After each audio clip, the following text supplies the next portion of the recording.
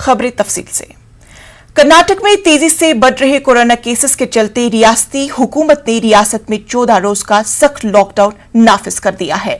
कल से ये लॉकडाउन नाफिज हो जाएगा। इस लॉकडाउन में सुबह 6 बजे से 10 बजे तक जरूरी अशिया हासिल करने की सहूलत रहेगी। तो चलिए सीधा रुख करते अपने नुमाइंदे रऊफ अहमद।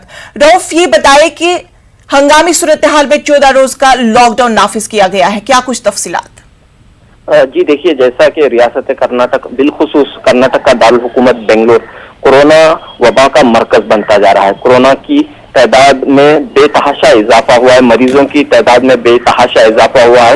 इन हालात को देखते हुए हुकूमत गुज़िश्ता 15 दिन से जुज़वी लॉकडाउन पर अमल करते हुए आ रही थी, लेकिन अब जो है हुकूमत ने आज बड़ा फैसला लेते हुए 15 दिनों के लॉकडाउन का मुकम्मल तौर पर लॉकडाउन का ऐलान किया है।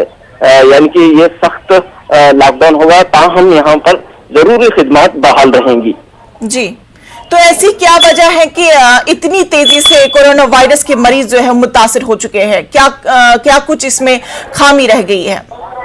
जी देखिए, जो इब्तदाई दिनों में यानी कि दूसरी लहर जब शुरू हुई और इब्तदाई दिनों में यहाँ पर जो नरमी बरती गई, शायद उसका एक असर हो सकता है कि तेजी से जो है कोरोना की वबा फैलने लगी और खासतौर पर बेंगलोर में इस वबा में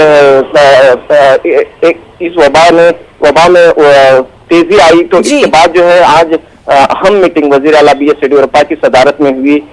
तकनीकी कमेटी ने जो मशवरे दिए थे कि लॉकडाउन जरूरी है, तो इस बुनियाद पर हुकूमत ने फैसला लिया कि अब जो है जुज़वी लॉकडाउन से भी मसला हल नहीं होगा, मुकम्मल लॉकडाउन जरूरी है, तो लिहाजा हुकूमत ने ये फैसला लिया है।